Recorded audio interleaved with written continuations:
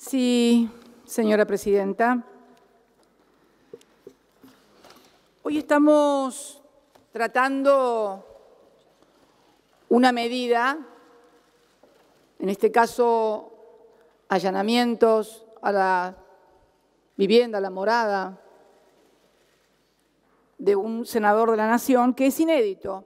No es cierto lo que se dijo acá de que en el año 2001 se allanó a un senador con motivo del escándalo de los sobornos. No es cierto. Esta es la primera vez que se va a allanar la vivienda de senadores.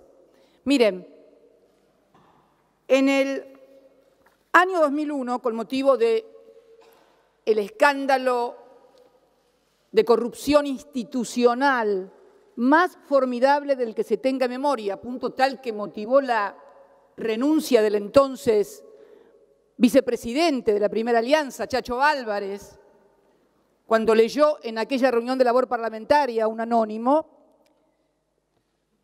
el mayor escándalo del que se tenga memoria, ni siquiera en esa oportunidad se allanó la vivienda de ningún senador.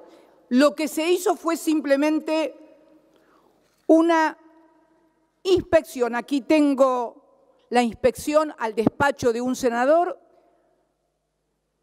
Yenud presidía, continuamos con el orden previsto en el plan de labor parlamentaria, el extinto senador Yenud, a quien conocí, fui también colega en este mismo recinto, y lo único que se hizo en esa oportunidad, donde se acusaba a los senadores de ambos partidos mayoritarios de haber recibido coimas para aprobar una ley, lo único que se hizo al despacho del senador Cantarero fue una inspección ocular por parte del juez Liporache. Mire, acá está como el parlamentario de aquella época recordaba el evento. Liporache visitará hoy las oficinas de Cantarero, casi una reunión social, señora presidenta. Es más, aquí en un acta del Poder Judicial de la Nación, referida a esa causa penal, se agregó copia de la resolución dictada con fecha 27 de septiembre del año 2000 por el Honorable Senado de la Nación, mediante el cual se autorizaba a este tribunal a constituirse en el despacho del senador Emilio Cantarero para que procedieran a una inspección in visu. Esto es todo lo que se hizo. No es cierto lo que se dijo hoy aquí para fundamentar esto. Y además lo recuerdo muy bien, ¿sabe por qué, señora presidenta? Porque además a los que hoy hablan del respeto a la ley, para evitar una crisis institucional que podía presuponer la declaración de un senador ante el quite de los fueros para prestar declaración indagatoria, porque en aquel momento no estaba permitido esto, no se le podía tomar declaración indagatoria a un legislador. El juez tenía previamente que desaforarlo. ¿Qué se hizo? Se modificó la ley de fueros. No solamente no se citó, no se allanó a nadie, sino que además modificaron la ley de fueros. ¿Y sabe por qué lo recuerdo? Porque yo en ese momento había dejado ya de ser senadora, me habían expulsado de ese bloque. O sea, voy a ser la primera senadora allanada, fui la primera presidenta mujer y fui también la primera senadora expulsada del bloque oficialista. Como verá, vocación de hacer cosas inéditas tengo como política. Y me acuerdo muy bien porque ya era entonces diputada de la Nación. Había renunciado a mi banca, la que me correspondía como senadora hasta el 2001, y me había ido a competir por una banca de diputados para ayudar en ese momento a nuestro partido que estaba hackeado. Y en la Cámara de Diputados presenté un proyecto de ley antes de que se produjera este escándalo de las coimas de la famosa Banelco, presenté un proyecto de ley donde abordaba el problema de los fueros desde un aspecto jurídico y decía que cualquier legislador podía ser requerido para todas las acciones judiciales por cualquier juez sin necesidad de ser desaforado. Una cosa, puntos más, puntos menos, era eso. Me acuerdo entonces que cuando se produce la discusión, porque hubo además una solicitud de parte del Ejecutivo de entonces al Parlamento para que modificaran la ley de fueros, lo recuerdo muy bien, cuando un diputado entró diciendo, acaban de aprobar en diputados, vamos a tratar urgente esto, me acuerdo que, como también querían tratar el proyecto que yo había presentado, pedí permiso para abstenerme. ¿Por qué? Porque lo que yo había presentado como un proyecto para dar una respuesta jurídica a un problema de reglamentación de fueros, había devenido en un problema político.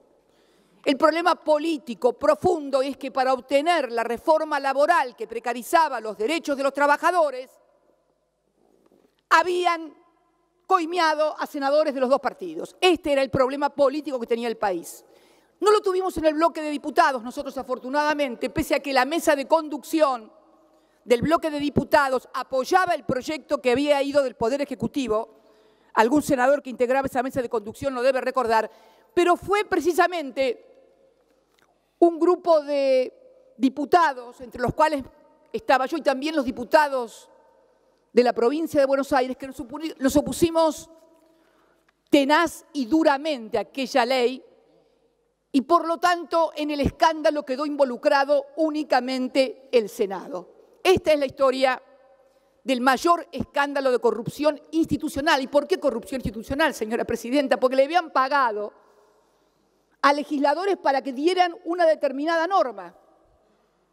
Esto era el gran escándalo. Bien, 18 años después, sentada en este mismo recinto, tengo que decir que también estamos ante un grave problema político. Esto de que yo escuchaba acerca de fundamentaciones jurídicas importantes, me hacían recordar de repente como que estábamos hablando no en la ciudad de Buenos Aires, capital de la República Argentina, sino en Oslo, capital de Noruega. Y entonces estábamos discutiendo acerca de cuestiones que parecen sacadas de un libro de derecho, pero que en realidad no se da, señora presidenta. Estamos conviviendo a diario con titulares donde se nos dice que el fiscal Stornelli, que el juez Bonadío van a amenazar meter presos. Hoy venía para acá y un conocido letrado, apoderado de uno de los empresarios detenidos, decía que están amenazando y les hacen decir cualquier cosa y que su defendido posiblemente dentro de unos días mienta y acuse a alguno para que lo dejen en libertad. ¿Pero qué? No nos damos, somos todos hombres y mujeres grandes. ¿Qué me van a decir mirándome a los ojos? ¿Que realmente creen que los que están hablando como arrepentidos están diciendo en serio la verdad? ¿Ustedes creen realmente que la patria contratista y la cartelización de la obra pública empezó el 25 de mayo del 2003? ¿En serio que se produjo esa reunión tal cual cuenta un empresario que dice que lo llamó un ministro y le explicó cómo tenían que hacer a él, que venía de varias presidencias de la Cámara Argentina de la Construcción? La patria contratista, ¿cómo se cartelizaba la obra pública? ¿En serio? En la República Argentina que preside Mauricio Macri, no Konrad Adenauer, no tenemos de presidenta a Konrad Adenauer, está de presidente Mauricio Macri, el hijo de Franco, el primo hermano de Ángelo Calcaterra, el hermano del alma de Nicky Caputo. ¿Qué me van a decir en serio? ¿Y sabe cuándo pude corroborar esto, señora presidenta, en esta causa? Cuando me levanto un día y veo un titular en un diario Un empresario confesó que pagó $600.000 por un decreto de Cristina Kirchner. Pedí el decreto. Pedí el decreto, señora presidenta. El empresario es Gabriel Romero, que no es un empresario K. Gabriel Romero era chatarrero, creo. Empezó como empresario cuando le vendieron los talleres de EMEPA en Chascomús, no en Calafate ni en Río Gallegos, ni existíamos nosotros. Ahí empezó su despegue como empresario, y si tiene alguna cercanía no es con los K ni con una familia presidencial K, en absoluto. Este empresario, siempre a tenor de lo que titulan los diarios, decía que había tenido que pagar $600.000 por un decreto que yo había firmado. Lo pedí. Todos sabemos que la mayoría de los decretos que firmamos los presidentes están dentro de la esfera de las facultades discrecionales que el Poder Ejecutivo tiene y que le asigna la Constitución. Pero este no era el caso. Estábamos ante un decreto que claramente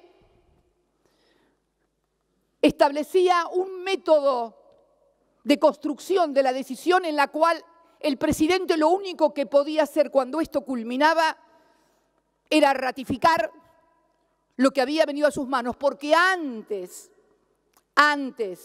de sus manos había pasado por la del Procurador de la Nación, que tenía obligación de dictaminar y lo modificó. Con la UNIREM, que hizo audiencia pública y lo modificó. Con la Sindicatura General de la Nación y con este cuerpo, señora presidenta,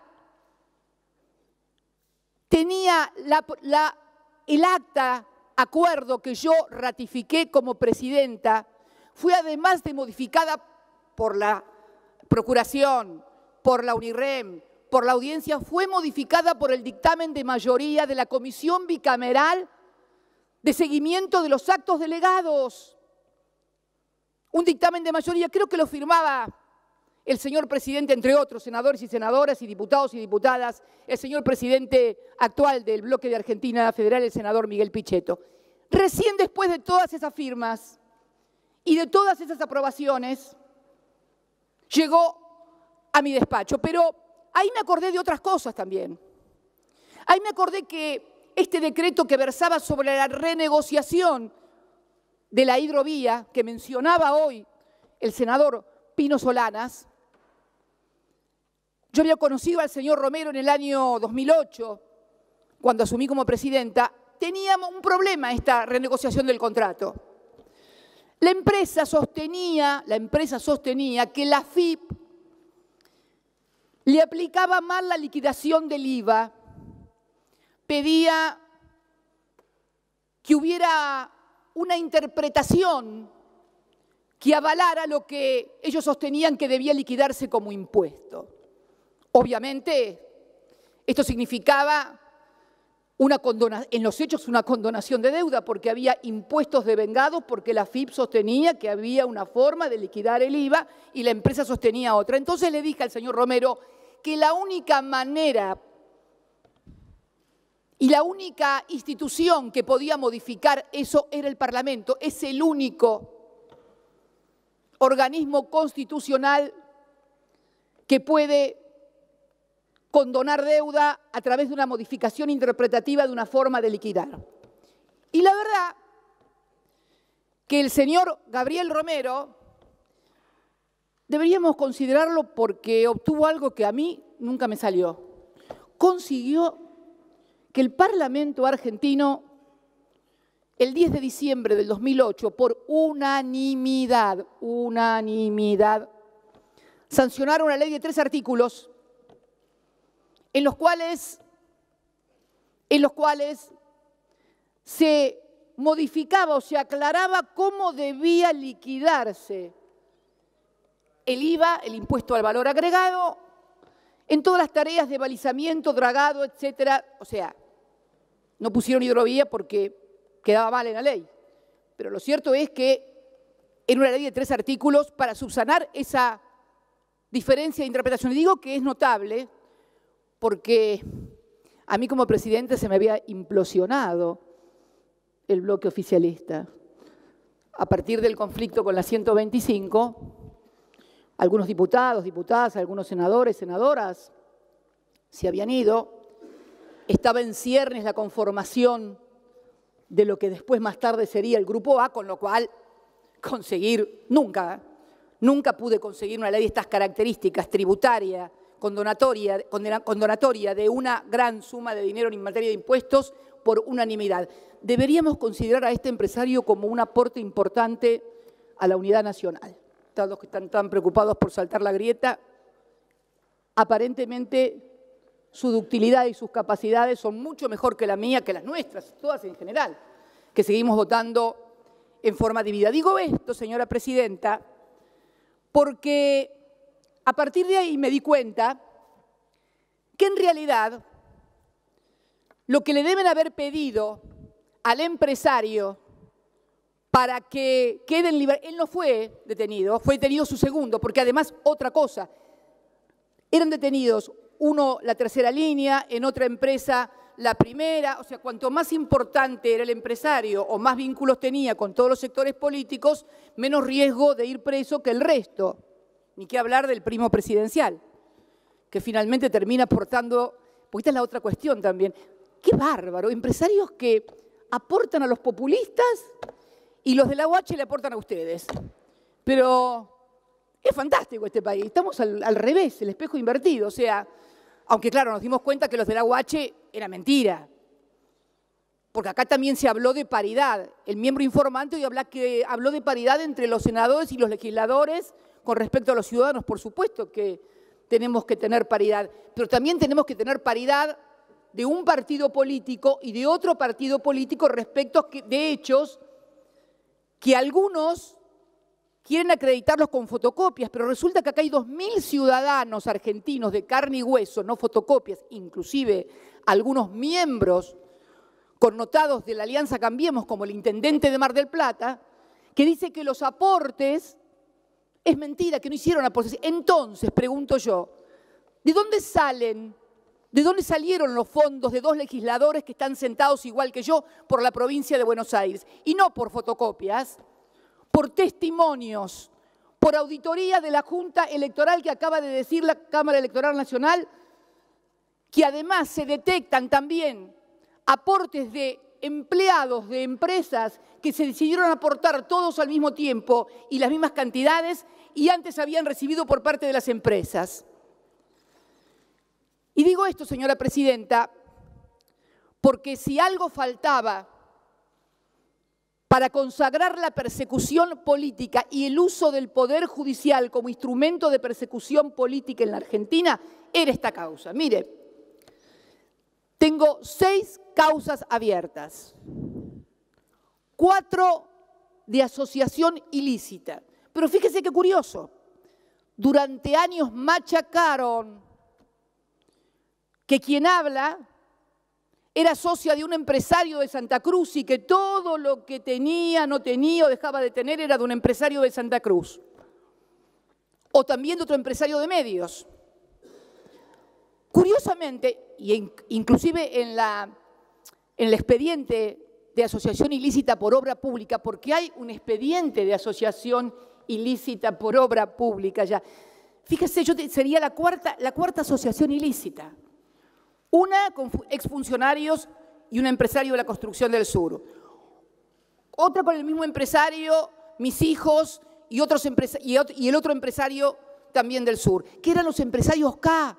Cuando yo pedía auditoría de la obra pública, que acabo de presentar un proyecto que espero que también me lo traten, una auditoría de investigación, pedí en todas las instancias judiciales, primera instancia, en Cámara de Apelación, en Casación, en Corte, que hagan una auditoría de la obra pública. Se negaron, dijeron que no, dijeron que era solamente Lázaro Báez y solamente Cristóbal López. Pero fíjese qué cosa curiosa, además, estos 2 empresarios no aparecen en las fotocopias. Raro, ¿no? Ercolini me embargó por 10.000 millones de pesos al momento del embargo, con un dólar a 15 en ese momento, eran algo así como casi 700 millones de dólares. 700 millones de dólares. Y no aparece ni en una línea. ¿Sabe por qué? Tengo la certeza de por qué no aparecen en ninguna línea de esas fotocopias. Porque cuando armaron eso, esos dos empresarios ya estaban presos. No era necesario ponerlos, ya estaban presos. Porque creo que a nadie se le puede escapar la existencia de fotocopias que han sido quemadas, de cuadernos que nadie vio y de los que lo vieron, además, sabemos quiénes son. Y no digo que no se investigue, pero reitero, si se quiere investigar, que se haga una auditoría de la obra pública. Vuelvo a reiterar, auditoría global de la obra pública. De toda la obra pública, no de la que Iguacel, actual ministro de Energía, eligió únicamente vialidad y únicamente en la provincia de Santa Cruz. Hizo una auditoría y la auditoría también le dio mal. Y sin embargo llevaron adelante todo, porque esto es lo que está pasando hoy y ningún señor senador o senadora se puede dar por no enterado la utilización del Poder Judicial como un instrumento de persecución y proscripción de dirigentes populares. ¿Qué les aclaro? Más allá de la categoría de juez enemigo del señor Bonadío, el señor Bonadío es un instrumento, un títere en definitiva. Esto es un modelo regional que podemos estar viendo en Brasil claramente. El otro día, cuando finalizaba el discurso del señor presidente del bloque de Argentina Federal, hablaba de que todo esto deteriora la política, en fin, y que se llegaba así en Brasil que un militar de derecha, fascista como Bolsonaro, que podía llegar presidente. Se le olvidó un detalle, que el que puede ser presidente y gana en primera y segunda vuelta se llama Ignacio Lula da Silva. Y si no puede competir y ganar y ser presidente, ¿sabe por qué es senador? Porque lo metieron preso porque ganaba las elecciones. ¿Le suena? A mí me suena, y mucho. Me suena y mucho y me suena, y digo, señora presidenta, perdón, y digo, señora presidenta. Diríjase a la presidencia, por favor. Sí, me dirijo a la señora. Mire, presidenta, señores senadores y senadoras, yo he sido invocada por distintos senadores un montón de veces, que la expresidenta esto, en este recinto, en los programas de televisión cualquiera puede decir cualquier cosa, que no se atendía a la producción. Yo he soportado todas las críticas y parece ser que no puedo decir una palabra porque todo el mundo se molesta. Ustedes son testigos, señores senadores, compañeros y compañeras peronistas y colegas de las otras bancadas, cómo se me reprocha que tal política, que tal otra, que no hay autocrítica, que esto, que lo otro. Basta que yo diga algo para que salten como leche hervida. La verdad, todos son muy democráticos y amplios, en tanto y en cuanto la amplitud y la democracia se ejerza sobre otros y no sobre las propias conductas. Yo creo, sinceramente, señora presidenta, que estamos en un momento, lo decía hoy la senadora Sangnún de Santa Fe, del lawfare, en donde, decían recién un senador, no se puede comparar con la dictadura, es que ya no es necesario recurrir a los métodos que se vivieron durante la dictadura. En aquellas etapas había que suprimir al adversario, sobre todo cuando los adversarios eran indomables e incorregibles. Hubo una generación, señora presidenta, más allá de los errores, más allá de los extremismos, más allá de las terribles equivocaciones, que no se doblaba. Esto es así. Y porque no se doblaban, los desaparecieron a los 30.000. Tan simple y sencillo como eso. Hoy ya no es necesario. Hoy no es necesario andar matando dirigentes, desapareciendo gente, porque hay otra forma de desaparición, que es la eliminación mediática. Es lo que señalaba muy bien recién el senador Rodríguez Sá cuando decía el tormento de la exhibición permanente de la foto que ven tus hijos, tus vecinos, tus amigos, tus parientes. Cuando por ahí un senador o una senadora se equivoca, aun cuando tenga posturas que yo no comparto, pero que lo toman y entonces le dan 20, lo mortifican y le dicen, mira el estúpido, la estúpida esta lo que dijo, y dale, y dale, y dale. Eso también es una forma de presión sobre los legisladores y las legisladoras. Hoy no es necesario recurrir, pero, a ver, no estoy explicando ni contando nada que ninguno de ustedes no sepa. Hoy la presión se da de otro modo. Y yo creo que esta instrumentación del poder judicial que se da aquí, en la Argentina, que se da en Brasil, que se da en Ecuador, es una estrategia regional. No tengo ninguna duda y creo que quienes estamos sentados en estas bancas, con mayores o menores diferencias, también lo sabemos. Pero, ¿por qué es necesario esto? ¿Por qué hay que suprimir? Porque alguien dijo esto le puede pasar a cualquiera. Error, error, estas cosas no le pasan a cualquiera. Si los cualquiera votan lo que quiere el poder, si los cualquieras o cualquieros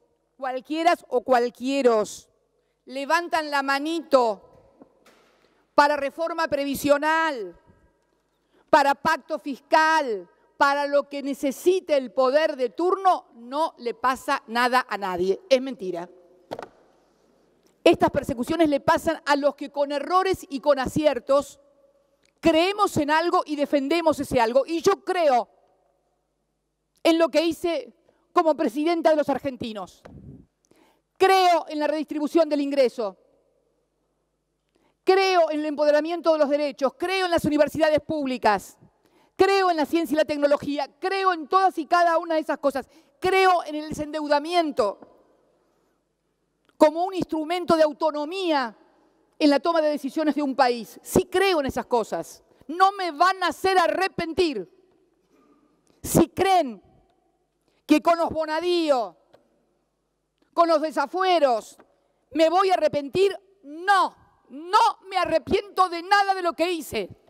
En todo caso, me arrepiento de no haber sido lo suficientemente inteligente o amplia para convencer y persuadir de que lo que estábamos haciendo, con errores o con aciertos, había mejorado la vida de millones de argentinos y había mejorado la posición de la República Argentina. Mire, Presidenta, cuando terminé mi mandato, el dólar estaba a 9.60, si mal no recuerdo. Cuando fui a dar mi primera declaración indagatoria con Bonadío por dólar futuro, y permítanme una digresión con esto de dólar futuro. Estamos a punto de ir a juicio oral por dólar futuro. Quien habla, mi exministro de Economía, Axel Kicillof, el expresidente del Banco Central, Enrique Banoli, y todo el directorio de ese entonces del banco. Por dólar futuro, que no perdimos plata porque la diferencia de los 55.000 millones se produce cuando ustedes devalúan, ustedes devaluaron. Ustedes decidieron el precio de los contratos a futuro el 13 de diciembre. Mario Quintana, domingo 13 de diciembre, en la Casa de Gobierno, con el titular del ROFEX, en una negociación absolutamente incompatible con la función pública, porque además el señor Quintana y Caputo habían celebrado contratos a futuro que fui denunciada por por el senador Pinedo y el diputado Negri. Nos denunciaban que nosotros estábamos haciendo contratos de dólar a futuro para que los amigos nuestros se llenaran de plata. Cayó en Bonadío. Bonadío allanó en plena campaña electoral y en plena ronda cambiaria el Banco Central. Resulta ser que no hubo un solo funcionario de mi gobierno, ni allegados ni conocidos, que hubieran celebrado contratos futuros. Los que habían celebrado contratos futuros eran ustedes. Y los que vamos a juicio oral somos nosotros. No voy a entrar en las Levax, no voy a entrar en los botes, no voy a entrar, en los botes van a entrar, me parece, en algún momento todo el mundo, si vamos y seguimos como estamos, pero no voy a entrar en esas cosas, no voy a entrar en la quema de reserva, no, quema no, porque quema en realidad sería que se quemara y no se lo llevara a nadie. En la entrega de reservas vergonzosa y delictiva que hicieron para mantener el tipo de cambio, se pudieran retirar el JP Morgan y otros grandes fondos de inversión que además habían tenido como empleados a los actuales funcionarios. Es un escándalo y ustedes lo saben. Y los procesados somos nosotros. Y los que luchan contra la corrupción son ustedes. Pero por favor, nos tomaron a todos de estúpidos o de estúpidas. Cuando fui, decía, a declarar en ese momento la indagatoria el 13 de abril del 2016, el dólar estaba ya a 14.60, creo, 14.60. Voy por la sexta declaración indagatoria y el dólar ya va a 31 pesos. ¿Ustedes creen que van a solucionar o tapar el sol con la mano a partir de, como dijo algún ministro que reputado periodista, que no es acá precisamente, dijo, bueno, si no hay pan, que haya circo? Esta es la otra gran maniobra del lawfare. Al mismo tiempo que sirve para perseguir y proscribir, sirve para distracción, que debo decirle cada vez le da menor resultado, porque cuando la gente le empiezan a llegar las facturas que le están llegando de luz, de gas, cuando no le alcanza para comer, la verdad que las tapas de Clarín son buenas, pero ¿sabe qué? En el café con leche o en el mate cocido no sirven. Ahí hay que poner pan o galletitas. Tampoco sirven para hacer guiso, ni los zocaleros, ni los diarios. Mucho menos para triturar el diario y ponerlo en la nafta, que hoy está a precio dólar. Y entonces hoy, en esta Argentina, que seguramente había problemas en el 2015, no hay un país sin problema, pero el endeudamiento estructural no era uno de ellos. Al contrario, fue la gran virtud de nuestro gobierno, desendeudar al país. Tanto lo desendeudamos que ustedes pudieron contraer una deuda superior, muy superior en 2 años y medio a la que contrajo la dictadura militar durante toda su gobierno. Es increíble lo que han hecho. Han endeudado en más de 100.000 millones de dólares el país. ¿Dónde está, señora presidenta, los 100.000 millones de dólares? No están en las universidades, no están en los colegios. Hoy acaba de volar una directora y un portero en un colegio de la provincia de Buenos Aires.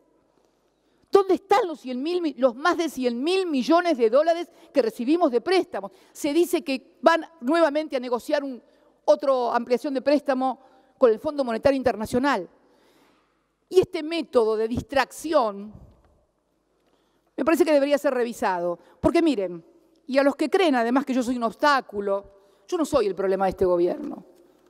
El principal problema que tiene este gobierno son ustedes mismos y sus políticas espantosas. Espantosas sus políticas, no soy yo.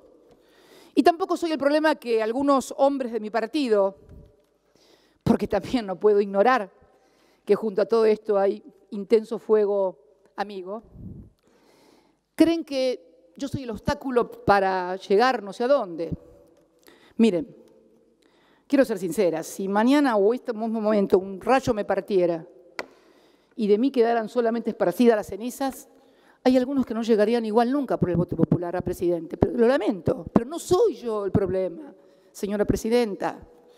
Porque veo que Y además también está claro que lo que ustedes repetían y que otros repetían como un mantra, a nosotros nos conviene que sea ella la candidata a presidenta, porque ella es la candidata a presidenta, seguro que Mauricio gana seguro.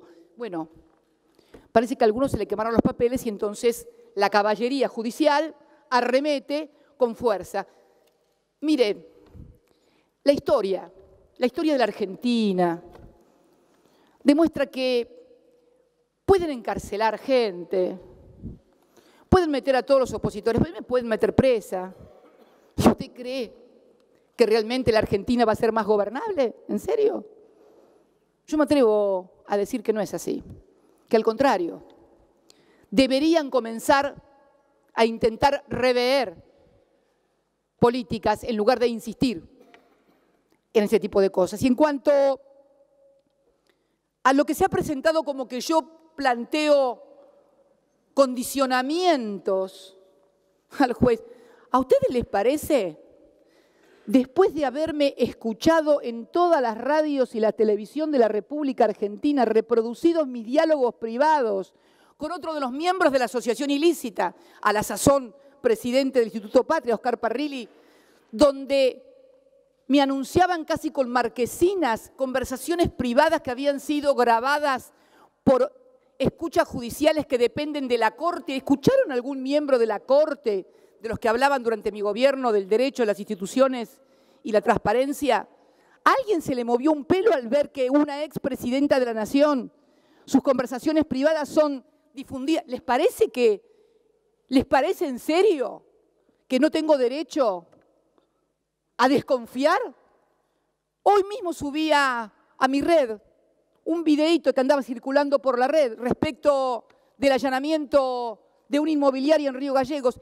3 allanamientos sufrió la inmobiliaria de Río Gallegos, 2015, 2016 y 2017, todos de Bonadío. Y ahora presentaban una imagen de la inmobiliaria desocupada. ¿Sabe qué recuperamos? Recuperaron la imagen inicial, la que había salido en el 2015, editada por Perfil, donde estaba la inmobiliaria con sus carpetas, o sea, la inmobiliaria ocupada, que fue el primer allanamiento. Esto es la manipulación descarada de la justicia, de las filmaciones y de los registros. Pero además, señora presidenta, también ha sido objeto de vigilancia por parte de personal de la AFI. ¿Alguien imagina lo que hubiera pasado si nos hubieran encontrado a nosotros con personal de la AFI o de la ex-CIDE monitoreando en la Fundación Pensar o en la suya misma? Capital se llama, no, Suma se llama la suya, Suma. A ver qué es lo que hacían, quién salía, quién entraba. Esto está pasando en la República Argentina. Por lo tanto, no hablemos como si estuviéramos en Oslo. No estamos en Oslo. Estamos en un país donde en los diarios sale escrito en letra de molde que el presidente se reunió con Angelici, Stornelli y Calcaterra para ver cómo iba a declarar, y ahí apareció la declaración de los aportes de campaña, que de esta manera exculpaba a los empresarios. Empresarios que se presentan como víctimas. Estos empresarios blanquearon, en el blanqueo que ustedes sancionaron, sumas millonarias. Charlaba el otro día, ayer, con la senadora por Mendoza, Fernández Agasti. Durante mi gobierno, la empresa Pesca Armona entró en proceso de quiebra. ¿Sabe lo que hacía el Estado argentino? Le pagaba repros para que no despidiera trabajadores. Y ahora nos enteramos que el señor Pesca Armona es uno de los que blanqueó, en el blanqueo de ustedes, más de 100 millones de pesos o de dólares o no sé qué cosa. Esto es lo que está pasando. Deberían caer todos los blanqueos y debería caer el secreto fiscal. Esto es lo que está pasando. Víctimas. ¿En serio? ¿En serio creemos esto? Entonces, señora presidenta, yo digo que hay una manipulación descarada, humillante, grosera, de hostigamiento permanente hacia mi persona. Y la verdad que si creen que con esto van a hacer que cambie mis ideas, o que vote lo que ustedes quieran, o que me calle la boca, y no. Y no porque, mire, mal o bien pertenezco a una generación que creció con el miedo de que lo fueran a buscar para torturarlo, violarlo, desaparecerlo, tirarlo al mar. Así que, en realidad, si bien el hostigamiento y la humillación son feas, si bien no es lindo escuchar su voz en una conversación privada, en un programa de televisión, o escuchar cómo la vecina del piso de arriba sale por un programa recorriendo el departamento y diciendo cómo sería mi departamento. Así estamos en la República Argentina. ¿En serio que piensan que viven en un país normal?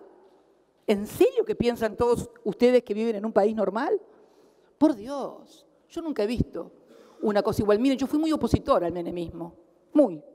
De hecho, me echaron del bloque. Pero la verdad que al lado de lo que se está viviendo ahora, por Dios, llamen a ese estadista otra vez, por Dios. Es terrible lo que está pasando en la República Argentina. Entonces me parece, señora presidenta, que cuando digo y pido a mis colegas, ya redondeo, señora presidenta, y pido a mis colegas que no haya registros fílmicos, es porque sé que después invariablemente salen en todos los medios y en todos los programas de televisión. Porque ha sido una conducta constante, entonces tengo derecho, me parece, a querer resguardar esto. Y había pedido también la presencia de senadores, porque fíjese qué curioso, en lo que leí de los senadores. Cuando era senador, el senador Alberto Rodríguez Saa, el hermano del actual senador, cuando se produjo, mire usted, cuando se produjo la inspección ocular al despacho de Cantarero, dice el senador Rodríguez Saa, me parece que no tomamos la previsión, senador Alberto Rodríguez Saa, señor presidente, se dirige a Yenud, estoy de acuerdo con todo lo que ha dicho el señor presidente de la Comisión de Asuntos Constitucionales. Me parece que no tomamos la previsión de agregarle a la resolución que tiene que haber algún senador presente cuando venga el señor juez a los fines de tener una cordialidad con el Poder Judicial y con los señores senadores que están en la causa. Es lo que corresponde para el buen procedimiento. Fíjese, hasta para una inspección ocular a un despacho de esta casa se proponía y se aceptaba que un senador pudiera estar presente como un procedimiento de garantía. Pero, bueno, la verdad que ustedes consideran que el doctor Bonadío es un juez imparcial. 6 causas, 5 fueron iniciadas e impulsadas por él. Casi tiene fuero de atracción sobre Kirchner, o sea, así como hay fueros de atracción, un juez universal. Es un juez universal como fuero de atracción.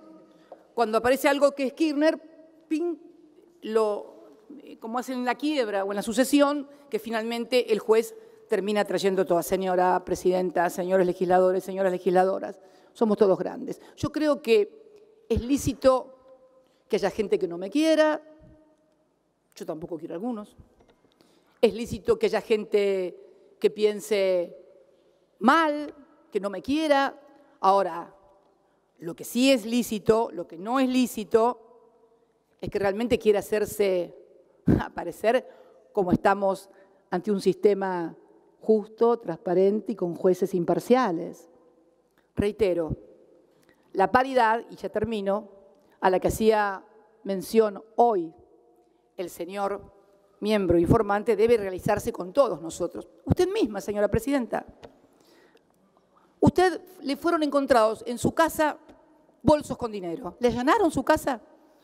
Nadie le allanó su casa. Su empleada había dicho, por ejemplo, que recibían siempre o se veía esos... Bueno, le digo, señora presidenta, que esto pasó y hubo una causa judicial. Por otra causa judicial similar, la ministra Micheli renunció, fue juzgada, separada del cargo. Hoy lo menciona un dirigente social en un interesante artículo sobre la doble vara. Y este es el principal problema que tenemos, señora presidenta. ¿Cómo vamos a creer si cuando es alguien de Cambiemos, cambian el fiscal para que no moleste? O piden el expediente de un desafuero que, si es alguien del Frente para la Victoria, se tramita en una semana. En una semana se tramita si es el Frente para la Victoria. Si es de Cambiemos, y hoy escuchaba decir que fue confirmado por casación el pedido de desafuero, por casación, ya nada falta. Sin embargo, hace meses y sin embargo el desafuero no se trata. Así que, señora presidenta, no es cierto esto de la paridad, no es cierto esto de la igualdad, no es cierto esto de la transparencia, todo tiene que ver con todo. Si es de oficialista, de Cambiemos o vota lo que quiere Cambiemos, no tiene problemas. Si no, sí hay problemas. Este es todo el problema que tenemos hoy, nada más ni nada menos, señora presidenta. Y además también, para finalizar, que cuando uno ve que hemos discutido durante todo un día esto y nadie dice nada de Fondo Federal de Soja, de eliminación de los reintegros a las exportaciones de las economías regionales, de las tarifas escandalosas que están llegando. Y bueno, señora presidenta, creo sinceramente que además de paridad, deberíamos también, ¿sabe qué?, intentar solucionarle la vida a la gente o hacérsela un poquito más fácil de lo que la están teniendo. La gente está teniendo la vida muy difícil y nosotros, legisladores y legisladoras, oficialistas y opositores, no estamos haciendo absolutamente nada para mejorarle la vida a la gente. Muchas gracias, señora presidenta.